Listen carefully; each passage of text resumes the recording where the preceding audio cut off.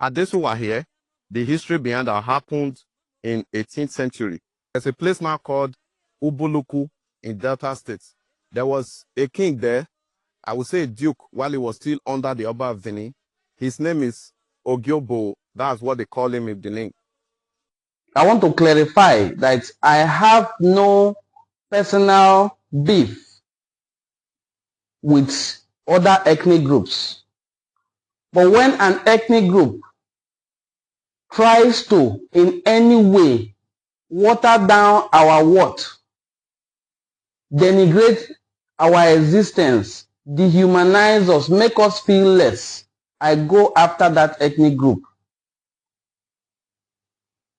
When an ethnic group or a people set out, assembled people and took them to the museum house of Sir Victor Waifu and was explaining to them the history of Adesuwa. While explaining the history of Adesuwa, I lied against my great-great-grandfather. There's no way I would see such video and skip it.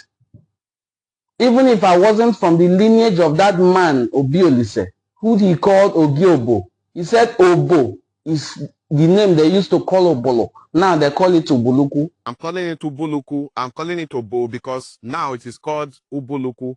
But the Edo people call it Obo. That's what they call it. That's why they say Ogiobo. But today the pronunciation is Ubulu-Ukwu. They are Benin people and they were once under Benin. Every Igbo man knows what Obolo is. It's a tree. Ubulu-Inu is what some people call it in Igbo land. That has been our name because the Obolo tree, according to what I saw as a child, I saw one Obolo tree, very giant Obolo tree. But people who are older than me said there are more than 10 Obolo trees around that area. So they call it Ani Obolo, an area that has Obolo trees on it. So this young Benin boy was explaining to the people we went to that museum with that our name was not Obolo, that it was Obo. You can't use the way you call a people to judge how our name has been. Our name is Obolo, not Obo. So they call our king, instead of Obi Obolo, they call it Ogiobo. So he was narrating to them how a certain Ogiobo, who happens to be my great-great-grandfather, used magic, according to him, to whisk away Princess Adesuwa from Benin down to Ubulu-Ukwu where he murdered her. And that was totally falsehood. Even him knows that what he is spewing is falsehood. That the Obi of Ubulu-Ukwu, whose name was Obi Olise War, went to Benin as head of Ubulu-Ukwu. Any Obi of Ubulu-Ukwu is the head of those are the native doctors. He's the head of principalities and powers of Ubulu-Ukwu. So the Obi went to Benin to cure their king, Buddha, who was old and sick. This ailment had defied every treatment until Obi Olise came. After curing Buddha of his ailment, he asked, "What can I give to you? Ask for anything and I will give it to you." Obi Olise told him, "It's okay. I don't want anything." And he said, "Ask." He said, "Okay." On my way to this place, I visited Ezomo's house and his daughter served me kola nut. I liked that daughter. Allow me to marry her. And the Oba said, accepted. But Ezomo was not happy about this because he feels it is better to be an in-law of the Oba than to be an in-law of the Obi of a distant community. But the Oba had already made up his mind. But Ezomo did not. So he chose by himself, the Ezomo, to make war against Obi Obolo. In fact, not to release his daughter to Obi Obolo. And from Ubulu-Ukwu, if you have a child that is missing in Ubulu-Ukwu, who doesn't want to come home, you have a process of bringing that child back. If you have married a wife that has refused to leave her father's house and join you as a husband, We have a process of bringing that wife home. So when Adesuwa eventually came to Ubulu-Ukwu, according to them, to sell goods, our king Obi Abakwala, we call it Ekwunye. You have married the wife, but the wife has not come. The wife has been promised to you too, but has not come to live with you. You can abduct, I'm using that word carefully, abduct that wife and take her in. That was what was done to Adesuwa. News went back to Benin that they have kidnapped their daughter. It wasn't kidnapped. They said, who kidnapped? They said Obi Olise. So the king was adamant because he knows he has already promised this young girl to Obi Olise. That was how Princess Adesuwa, daughter of Ezomonu Zebu, was married to Obi Olise. But she wasn't a respectful wife. One of the core principles of marrying an Obolo person or an Igbo man is that you must be very respectful. She wasn't respectful. So on one of the days, she came to the court where her husband, the Obi, was having a meeting with his kinsmen and asked to have a private word with him. And he refused. And she said, why? Is it because of these ones that are here? That the whole of this palace is not as big as her father's house. And then in the Benin palace, they will say she called our king a bush ruler. While in Ubulu-Ukwu, we believe she told her husband that is it because of these chiefs, this small kingdom? And then our king asked the executioners are called Ndi Idoloma. Obi Olise of Ubulu-Ukwu asked Ndi Idoloma, Weri Nejeme, take her away. If it gets to any situation where the Obi of Ubulu-Ukwu tells Ndi Idoloma, Weri Nejeme, that is take her away, and they fail to take that person away, that Idoloma who is present will be taken away. By take her away, I mean buy her. They took her away and pied her. This Benin boy was narrating to them that Obi Obolo lifted his hand and unalived Adesuwa with a machete. Our king doesn't do that. He's beneath him. It was the Dolomas that did so. When news went back to Benin that Adesuwa has been unalived, they prepared for war. Even now, the Ezomonu Zebu now had a cogent reason to tell the king, the Oba of Benin, to make war against Ubulu-Ukwu. And they did. They made war against Ubulu-Ukwu. Ubulu-Ukwu is not a small, it is now Ubulu-Ukwu. It used to be Ubulu Kingdom. Now, the strength of Ubulu Kingdom cannot be imagined. The landmass of Ubulu Kingdom is very massive. You can comfortably ride for 1 hour within Ubulu Kingdom and you have not left the community. It is very, very large. Ubulu Kingdom had boundaries with Obio, Opanam. Now imagine that Ubulu has boundary with Opanam. And then later communities like Ogwashuku started coming. Later communities like Iseluku started coming in. That is how the boundaries of Ubulu was in the past until we started accepting people in. Now, when the Benin people and their soldiers came to Ubulu for this war, called Aya Adesuwa in 1750. So many people were crowned Obi, a look-alike of Obi of Ubulu-Ukwu. So when they first came and attacked, they took the head of someone who they presumed in their minds that the person was Obi of Ubulu-Ukwu and took that person back to Benin. When the Oba of Benin saw that head, the person who brought back that head, Emopwede, was unalived.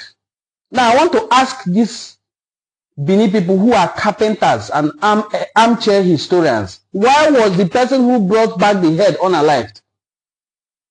Oh, you don't know. You don't know that the person was unalived. Oh, the person who did this video actually acknowledged that the person who returned the head of Obi Olise was unalived. But he tried to be smart by half. By saying that after bringing back the head, he started being pompous.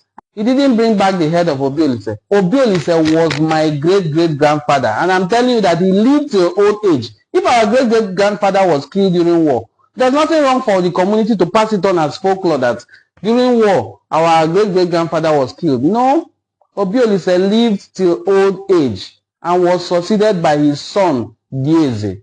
Diese was succeeded by his son, Obi Ojuko. Obi Ojuko was succeeded by his son, Ojuko Wobi. Ojuko Wobi is the father of Oshule. Oshule is my father.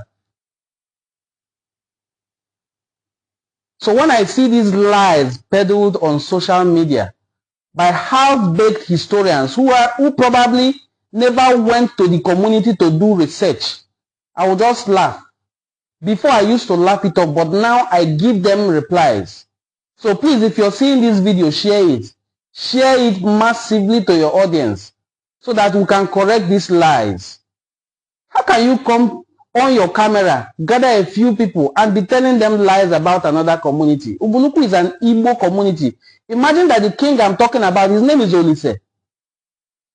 And I said his son is Diese. Their father's name is Enuani. If I trace back all the way back, the first king was Ezemu. Ezemu's brothers were Obodo, Anega, Ezenalia, Ekelieze. Their uncle was Etimunku.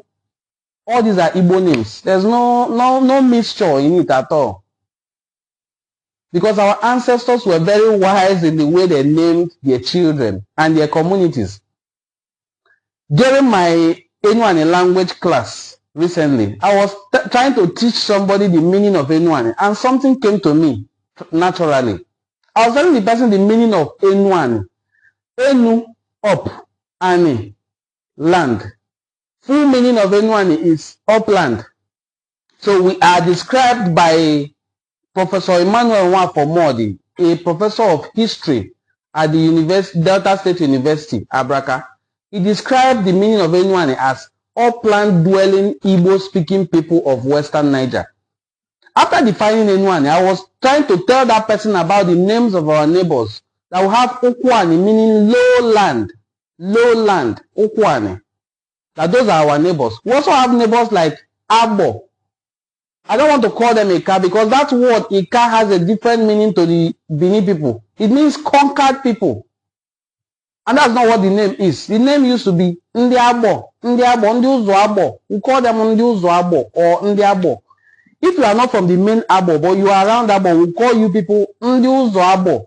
What is the meaning of Abo in Igbo language? Abo just means lowland. If you have visited Abo before, just stand at College Junction and look at Abo, the landscape. It is lowland, purely lowland.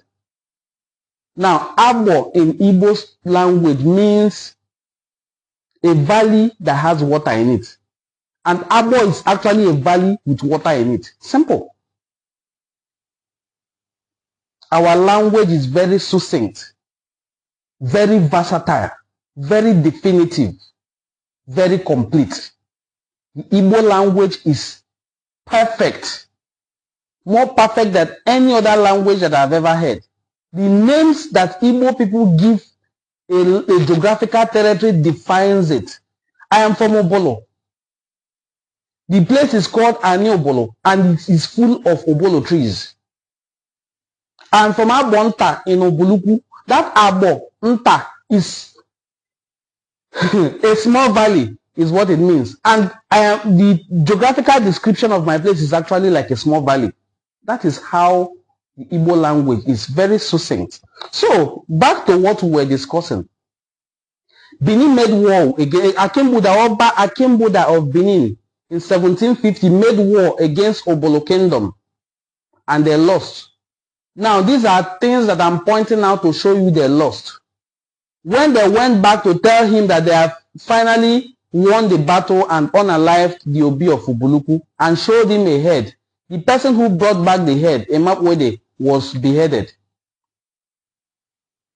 And they were asked to go back again to Ubulu-Ukwu. When they came back to Ubulu-Ukwu, they met what they did not expect. In the end,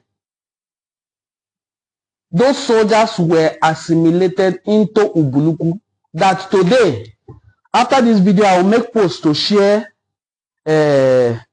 discussions that we have had and comments we've had on this platform from people who are from that lineage of the Benin soldiers, we call them Ndi Anidu, Ndi Idumuidu. That's the people who came from Anidu, because we don't even call this place Benin, we call it Anidu. So the soldiers who came back to fight were assimilated into Ubulu-Ukwu and they became one of us. How have they become one of us? Obolo forbids AD. These people and their children forbid AD till today. AD is civet cat. We don't eat civet cat. And they don't eat civet cat as well. We intermarry with them. In fact, I always say this, but let me repeat. My wife is from Idumuidu. She is the daughter of Ige Ibelaka, a Benin man who settled in Ubulu-Ukwu after the Adesuwa War. Benin people claiming that my father, Obi Olise, was unalived. I want to ask you this question. If you unalived Obi Olise and we became foes, no longer allies, how come in 1982, the Oba of Benin, Oba Adesuwa, came to Ubulu-Ukwu to complete his coronation rites? How come in 1897, when Ovoranwe was dethroned during the punitive expedition of Benin, he ran to Ubulu-Ukwu? You can see the documents. If we were now enemies because you unalived one of our kings, will you still be running to Ubulu-Ukwu when you have problem in your community? I want us to mutually, in fact, today, the third in command at the palace of Benin, the third person in command should be your Iyasele. Is an Ubulu-Ukwu man from Onichope. The Okumbowa family, prominent Benin chiefs, are also from Ubulu-Ukwu. We are related in many ways. So let us not make trouble against each other. Let us not spread lies against each other. I respect very well and highly the Oba of Benin. Please kindly share the video. Drop your comments in the comment section because I'll have time today to interact with us. Oba Ewuare II, I respect you. I have no problems with the Oba of Benin. I have no problems with any traditional ruler, but I put Igbo first. You can call it anything you like. You can even call me primitive. Yes, I will be happy to be called that. I don't joke with my Igbo origin. I don't joke with my Igbo identity. I wear it on like a cap, like this. We have been too quiet for too long. The people spreading these lies don't have a bigger platform than me. They don't speak better English than I do. They don't speak better Igbo or their local language than I do. But we just keep quiet for peace to reign. A very fragile peace.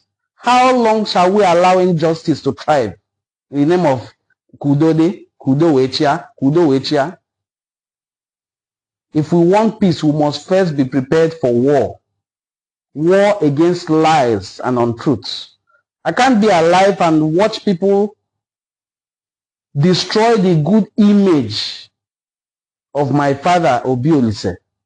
So any video you see me make to correct the lies of Benin people, you will see some efulefus on my comment section asking me how is this the priority of Enuani Cultural Forum. It is my priority to protect the interests of the Igbo people, especially Igbos of Western Niger. Now, the interesting thing I want to tell you about Enuani is this. We are not just a community. There are more than 50 different communities listed as Enuani people. It is only in Enuani that you will find an Omo. Enuani is like the cultural epicenter of the Igbos of Western Niger. We have 9 different local governments that are of Igbo origin in Delta North Senatorial District. 9. 4 out of the 9 belongs to Enuani. Anyocha South, Anyocha North, Oshomili North, Oshomili South. Up to Onitsha, Oguta, Obaru, Ndoni in River State. These are Imo State, Anambra State, and Delta State combined. They speak Enuani till today. We are not small. If I remove 2 local governments in this and pitch it against Benin, we are bigger. And people say we don't have a history, we don't have kings. Is it artifacts? The artifacts that we have as Obolo people, Ozominyaba, is dated around 12th century, and it is a bronze mask. We have Vinwagu as well. These artifacts were believed to have been accompanied into Ubulu-Ukwu by the founder Ezemu, are older than all the bronze you can think of that the Benin people have. In fact, when Festac 77 was to be held, the Obi of my community, Obi Edward Chukuyem Ofulue, was invited to Lagos alongside Obi Osemene of Iseluku to present these masks to be used because the British government had refused to release Queen Idia's mask as the face of Festac 77. Now, when the British government failed to release the mask, they had no option than to fall back to Ubulu-Ukwu and Iseluku for their mask. The Iseluku mask is a bronze mask of a Sige, dated around 16th century. The Ubulu-Ukwu mask is Ozomi Yoba, a bronze mask of around 12th century. So we are not people without history. We have a sound, reputable, proud, historical background and heritage. We are not the kind of people you toss around. So let not one boy, because he has an iPhone, data subscription, and video editors, go to any museum to insult my father again. The community may keep you quiet. I will not. Let me not come here and start insulting your own king as well. Because the person you have insulted is my father. I am not just an Ubulu-Ukwu man. I am not just online creating content. I am from the princely bloodline of Ubulu-Ukwu Kingdom. I am a prince of Ubulu Kingdom. Royalty true and true. My mother is from the royal bloodline of Ogwashuku as well. Stop insulting the kings of our community. None of them was ever a duke. None of our kings was ever a duke, like you referred in your useless videos. Our kings are kings. They are not dukes. Ubulu-Ukwu is not a dukedom to Benin. Ubulu-Ukwu is older than Benin. By the time Ubulu-Ukwu was set up, what you people had was Ogiso, not Oba. The era of Benin and Oba and these nomenclatures was around 16th century, 15th, 16th century, when the Portuguese came, whom we call Potoki. If we didn't have contact with these people, we have a name for them. We call the Portuguese Ndi Potoki. If somebody is very fair, we say, Onokendi Potoki.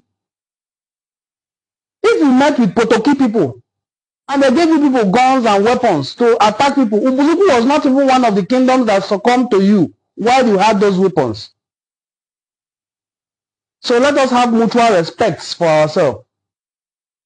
The Obi of Ubulu-Ukwu was a king from beginning to now. There's no single right, not even one right, that our Obi has to go to Benin to perform, to become Obi. Not one right, not even one. But the Oba of Benin has more than 3 different rights to do in Ubulu-Ukwu before he becomes Oba. So who is older than the other?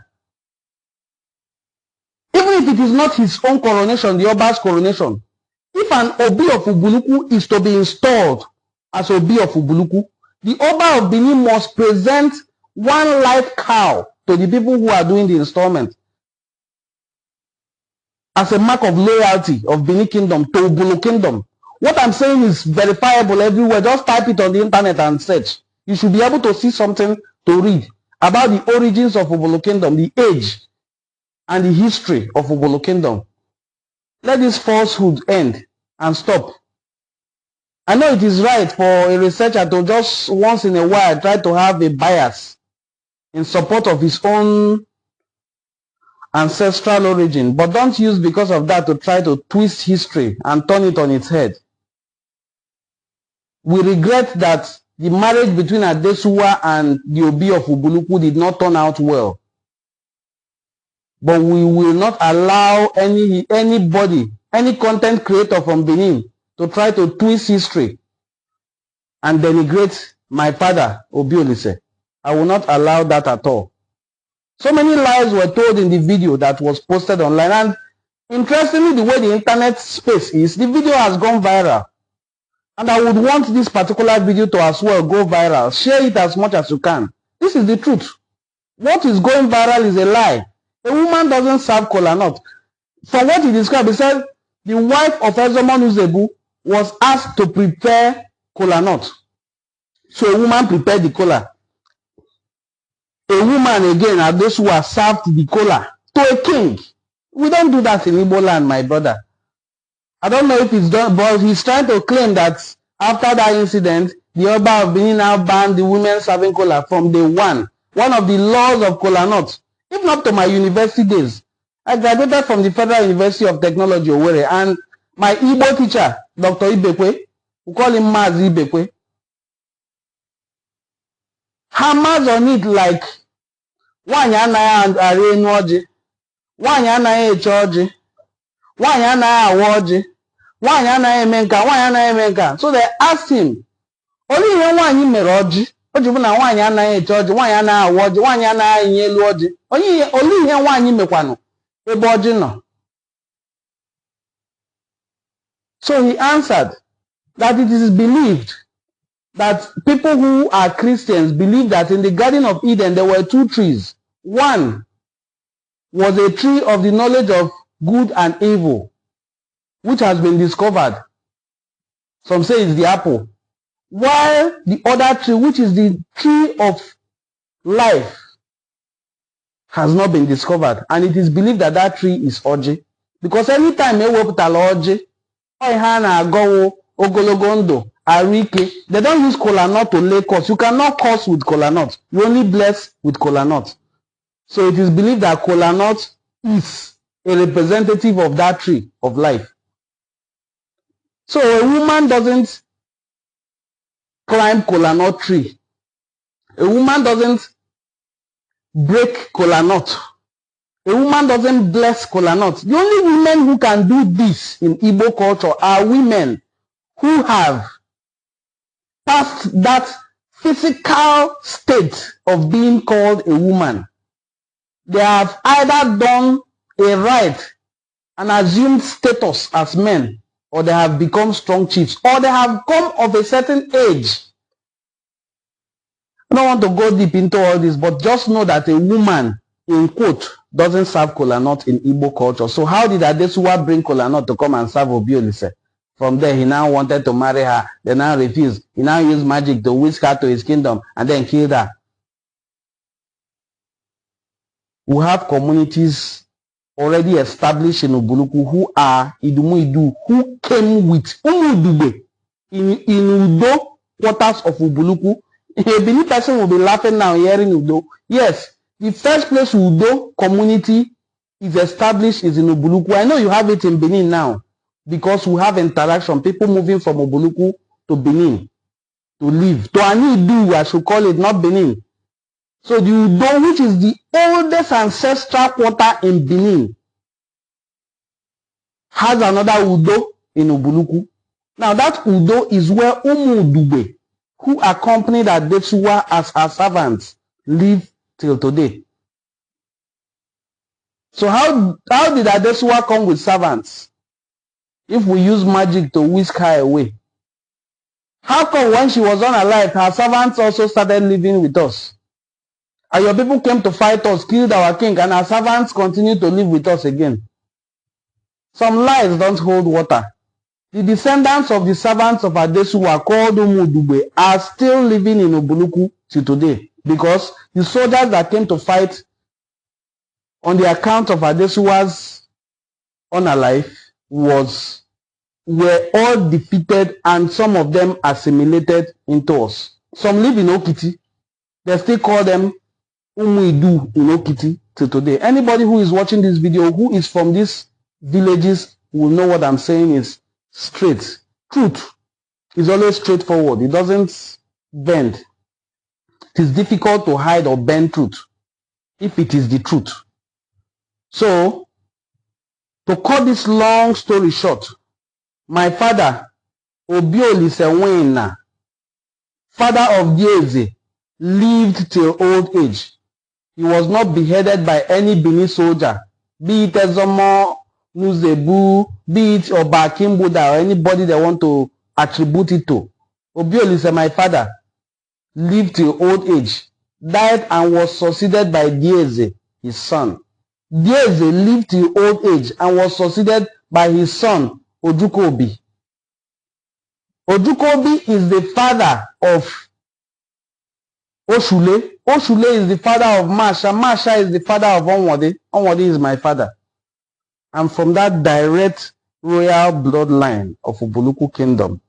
Let nobody joke or mess with my identity again.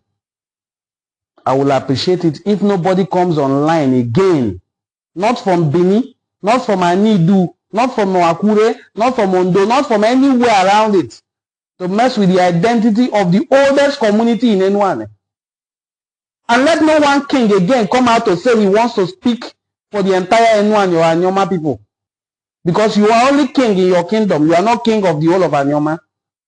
You cannot be king of Ogwasupu and be a king of Okpanam. You cannot be king of Ubulu-Ukwu and be a king of Obio. The powers of a king and Omu end within the territories of that king, no matter how mighty and powerful. As the Obi of Ubulu-Ukwu defeated Benin, he did not stretch his power to Ogwash to start attacking Ogwash. When we led the Kumeku war and won it, and then finally decided to make peace, we did not subdue other communities to say, come and join us now that we have won a Kumeku war. No. The powers of a king, no matter how great in Igbo land, extends only within the geographical territories of that community. And as Igbo people, we don't rule by conquering. We don't assume leadership position by conquest. We assume leadership position by birthright and by wisdom. The Obi of Ogwashuku, Odaibo, son of Ezenri, became Obi by wisdom. The Obi of Ubulu-Ukwu, Ezemu, met two different groups on ground, became Obi by wisdom, then his children by birthright.